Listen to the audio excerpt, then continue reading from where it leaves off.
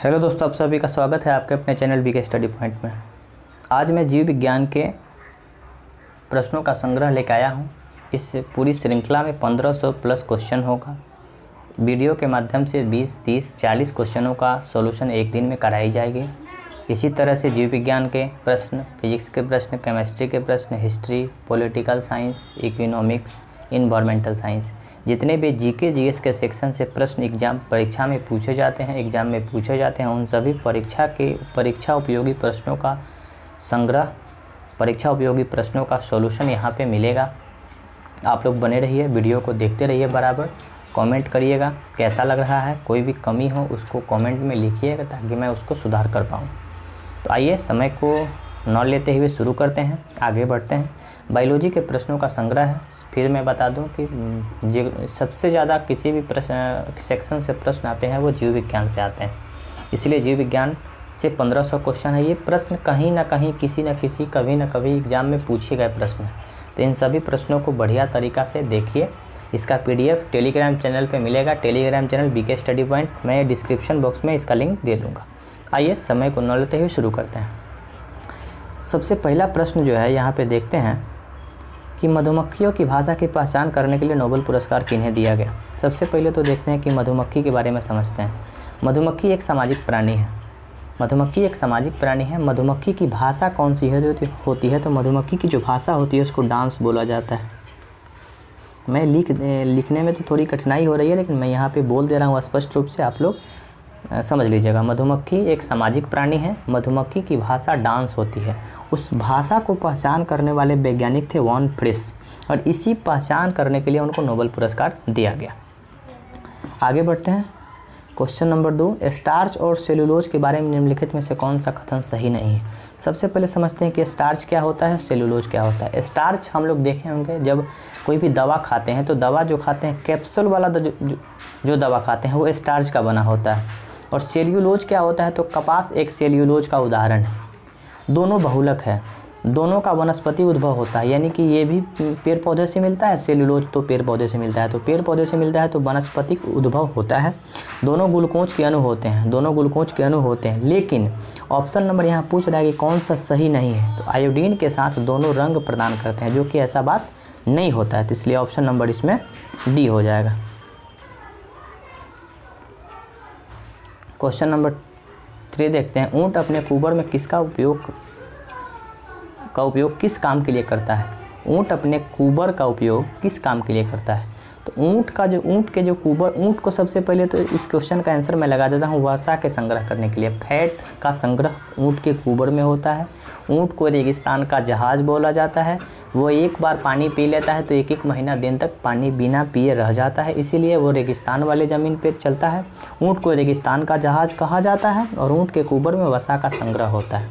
वसा बोले तो फैट। ठीक है, आगे बढ़ते हैं। क्वेश्चन नंबर हम लोग देखते हैं 4। यदि पिता का रक्त वर्ग ए, सबसे पहले देखते हैं कि रक्त वर्ग का खोज कौन किए थे? तो कार्ल लैंड एस्टीनर नामक वैज्ञानिक रक्त वर्ग की खोज किए। रक्त वर्ग कौन सा होता है? तो ए होता है, बी होता है, AB होता है और O, 4 तरह का रक्त होता है। ठीक है, आगे बढ़ते हैं। इसमें देखते हैं कि यदि पिता का रक्त वर्ग A और माता का रक्त वर्ग B, तो बताइए कि पुत्र का निम्नलिखित में से कौन सा रक्त वर्ग होगा?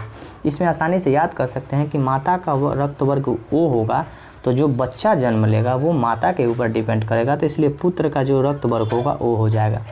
अब इसमें 2 प्रश्न याद करना होगा। एक AB जो होता है ना, ये सर्वग्राही होता है, यानी कि ये सभी के रक्त को ले लेता है।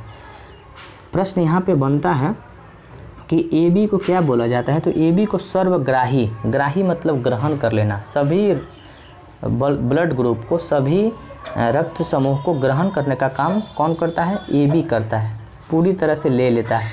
और O को बोला जाता है सर्वदाता, यानी कि ये सब किसी को देता है, इसलिए O को सर्वदाता बोला जाता है और AB को सर्वग्राही बोला जाता है। ठीक है, आगे बढ़ते हैं। सर्पों की 20 ग्रंथि किसके समतुल्य होता है? सर्पों की 20 ग्रंथि किसके समतुल्य होती है? सांप जो होता है ना, उसका 20 ग्रंथ जो होता है किसके समूह होता है? तो कुछ भी नहीं होता है। सांप जो होता है ना, 20 जो निकालता है वो एक प्रकार का लार ग्रंथि होता है। जो कि हम लोगों का लार निकलता है, हम लोगों के लार में टाइलिन नामक अम्ल पाया जाता है और लार का उपयोग हम लोगों के रोगाणु को मारने के लिए भी करते हैं। तो यहाँ पे जो 20 ग्रंथि है ना, इस 20 ग्रंथि का उपयोग हम लोग, जो 20 ग्रंथि किसके समतुल्य होता है, तो केसुरुकी प्राणी के लार ग्रंथि, यानी कि केसुरुकी एक अकेसुरुकी होता है, केसुरुकी होता है। हड्डी वाले जितने भी जंतु हैं उसको केसुरुकी बोला जाता है, अकेसुरुकी जो कि जिसमें हड्डी नहीं होता है। तो इसका लार ग्रंथि जो है ना, सर्प के 20 ग्रंथि के समान होता है। समतुल्य का मतलब होता है सामान्य, बराबर। आगे बढ़ते हैं। भैंस के दूध में औसत वसा कितनी होती है? तो गाय के दूध से बहुत ज़्यादा वसा होता है भैंस के दूध में, इसीलिए ना बोला जाता है कि भैंस का दूध पीने से आदमी का दिमाग मोटा हो जाता है। ऐसा कोई बात नहीं होता है, लेकिन उसमें फैट ज़्यादा होता है। कितना होता है? तो 9.0 यानी कि 9 फैट होता है भैंस के दूध में।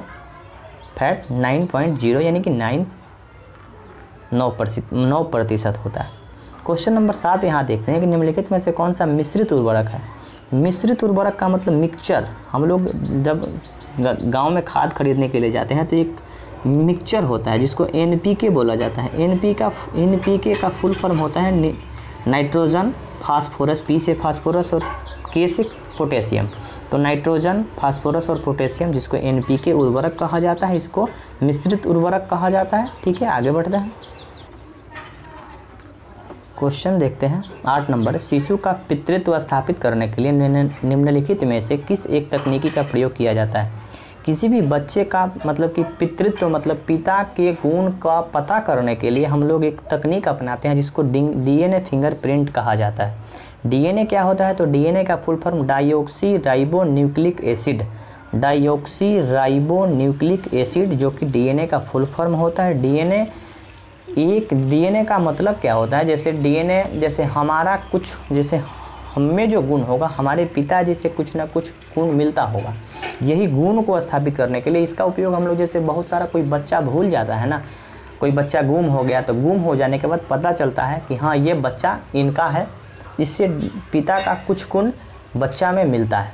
तो इसी को हम लोग बोलते हैं DNA फिंगरप्रिंट। और ये काहे के लिए स्थापित किया जाता है? तो पितृत्व स्थापित करने के लिए, पिता का जो गुण है वो स्थापित करने के लिए ऐसा किया जाता है। आगे बढ़ते हैं। यदि किसी प्राणी को कार्बोहाइड्रेट चीज़ खाने की दी जाए तब भी उसमें रक्त में शर्करा का सांद्रण स्थिर बना रहने की प्रवृत्ति होती है, इसका कारण क्या होता है? सबसे पहले देखते हैं कि कार्बोहाइड्रेट बहुत सारी चीज़ में मिलती है। सबसे पहले रोटी में भी कार्बोहाइड्रेट मिलता है, गेहूं में कार्बोहाइड्रेट मिलता है, सबसे ज़्यादा कार्बोहाइड्रेट आलू के छिलका में मिलता है। तो वो खाने के बावजूद भी जो ब्लड में शर्करा मतलब होता है चीनी, शुगर की मात्रा स्थिर होती है। इसका मतलब क्या होता है? यकृत रक्त शर्करा को, देखिए यहाँ पे एक बड़ा अच्छा प्रश्न है